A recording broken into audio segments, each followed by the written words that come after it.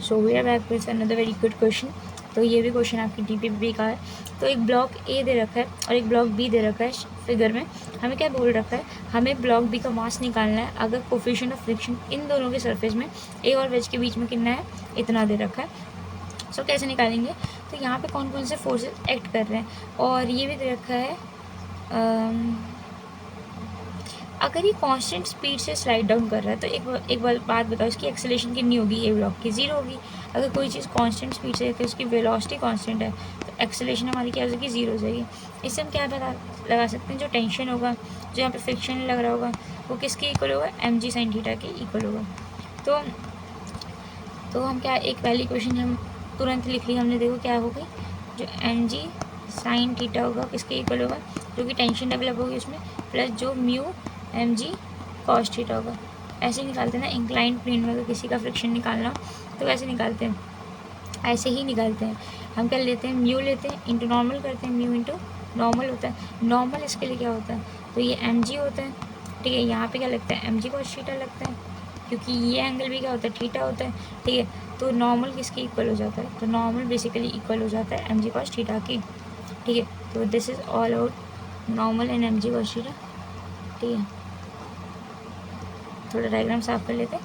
तो mg sin theta, tension हमें पता है, हमें क्या निकालना है, टेंशन हमें पता नहीं है, टेंशन किसके इक्वल होगा, अच्छा टेंशन इसकी वजह से आ रहा होगा, ये जिसका जितना ही मास होगा इंटू जी, तो हम लिख सकते हैं कैपिटल mg, और उसमें से कैपिटल m ही तो हमें निकालना है, प्लस, अच्छा इसे हम आइसोलेट कर लेते हैं, इधर ले आते हैं, तो mg हमारा कॉमन निकल जाएगा, sine theta minus mu cos theta हो जाएगा।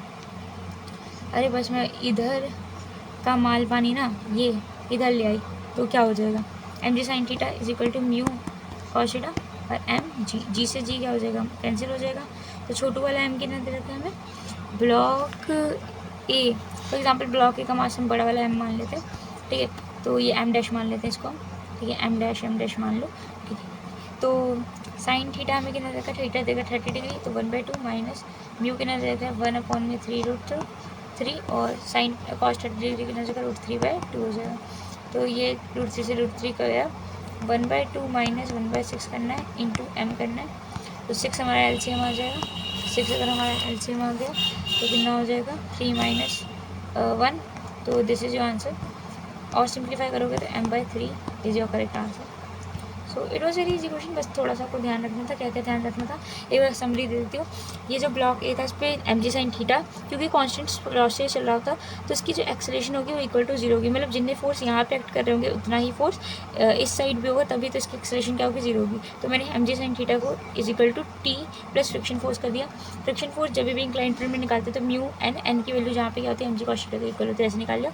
हमें क्या निकालना था, हमें टेंशन की हेल्प से हम क्या निकाल सकते थे, m डैश, इस ब्लॉक का मास निकालना था, m डैश की वैल्यू ऐसे हमने करके कैलकुलेशन पार्ट आप देख सकते हो निकाल लिया। So that's it, thank you.